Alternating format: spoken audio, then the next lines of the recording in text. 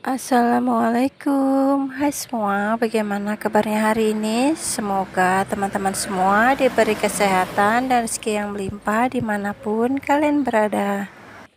Bagaimana nih kabar teman-teman untuk puasa hari ini? Semoga teman-teman yang menjalankan ibadah puasa masih diberi kelancaran dan kesehatan ya.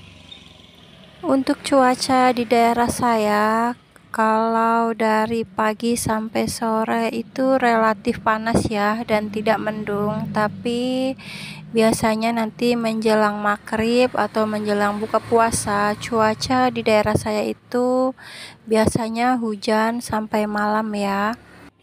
Untuk video kali ini saya akan membahas mengenai persaingan bisnis warung sembako di daerah sekitar kita ya. Biasa kalau kita tinggal di perkampungan itu pasti banyak banget ya persaingan bisnis warung sembako, karena biasanya di satu daerah itu atau di satu desa sudah banyak banget warung sembako yang berjualan ya, otomatis kita juga mempunyai banyak saingan. Jadi di video kali ini saya akan membahas bagaimana cara menyikapi persaingan bisnis antara tetangga ataupun persaingan bisnis antara teman ataupun saudara ya.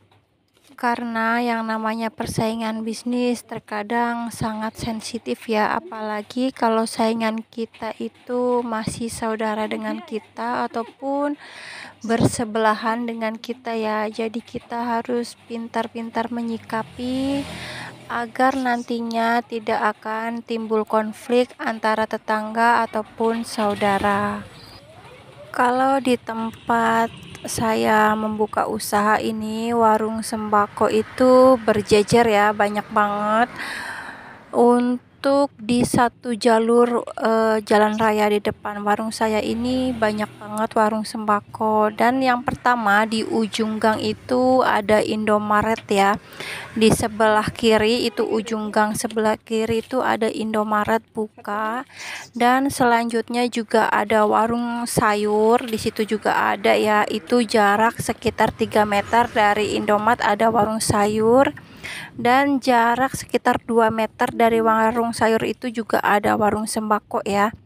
Kemudian jarak sekitar 4 meter dari warung sembako itu juga ada agen yang berjualan tabung gas dan minyak, juga ada jual tepung ya. Bisa dibilang agen karena harganya juga relatif murah di situ. Kemudian dari agen tersebut baru warung sembako saya ya. Dan jarak dari warung sembako saya ke warung sebelah rumah saya itu cuma bersebelahan gang aja. Jadi sebelah rumah saya itu ada gang, dan sebelah gang itu ada warung sembako juga sama. Dan selanjutnya dari warung sembako sebelah saya itu sekitar 10 sampai 15 meter juga ada warung sembako lagi ya. Dan dari warung sembako setelah itu ada juga Alfamart, dan Alfamart itu termasuk besar ya. Dan sebelah Alfamart hanya berjarak satu rumah itu juga ada warung sembako di situ. Jadi untuk satu jalur tempat usaha saya ini itu untuk warung sembako banyak banget ya. Jadi kami itu di sini ya harus pandai-pandai bersikap agar kami ini tidak terjadi konflik ya, karena memang di sini itu warung sembako terlalu padat. Tapi alhamdulillah selama saya berjualan di sini tidak ada insiden yang membuat ricuh ya. Jadi bagaimana sih cara menyikapi persaingan bisnis di kampung kita, apalagi antar tetangga? Langkah-langkah yang saya gunakan untuk menyikapi persaingan bisnis warung sembako antara tetangga yang saya lakukan pertama yaitu menjaga silaturahmi antara tetangga ya, ataupun dengan penduduk sekitar tempat usaha kita. Ini sangat penting agar usaha kita itu tetap berjalan dan tidak ada gangguan sama sekali.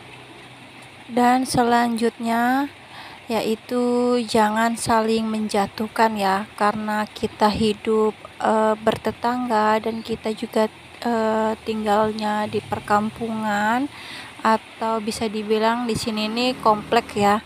Kita itu tidak boleh saling menjelekkan atau menjatuhkan satu sama lain. Kita harus hidup rukun agar usaha kita tetap berjalan dengan lancar. Kemudian yang saya lakukan kembali yaitu memperhatikan harga jual beli kita ya. Untuk mendapatkan pelanggan yang tetap setia belanja di warung kita itu, kita harus perhatikan harga jual warung sembako kita. Jangan terlalu mahal dan jangan terlalu murah. Kalau kita jual terlalu murah, otomatis kita akan rugi.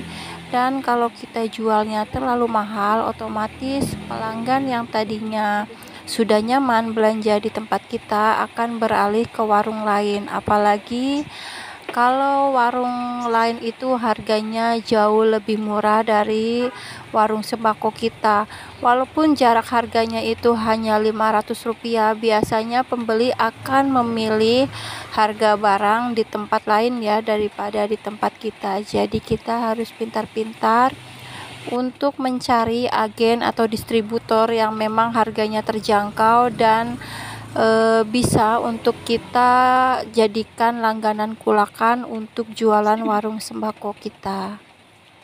Langkah selanjutnya yaitu selalu ramah dan sopan, mau itu ke pembeli ataupun penduduk ataupun tetangga di sekitar tempat usaha kita. Itu wajib banget ya, walaupun mereka itu tidak belanja di tempat kita, apabila mereka lewat di depan warung kita dan kita melihat atau kita sedang berkegiatan di depan warung, wajib banget kita bertegur sapa agar mereka juga nyaman dan kita juga mendapatkan bisa dibilang nilai plus ya dari tetangga. Karena biasanya kalau kita terlalu sombong, otomatis kita jadi bahan gibahan mereka dan itu akan membuat nilai negatif di warung sembako kita.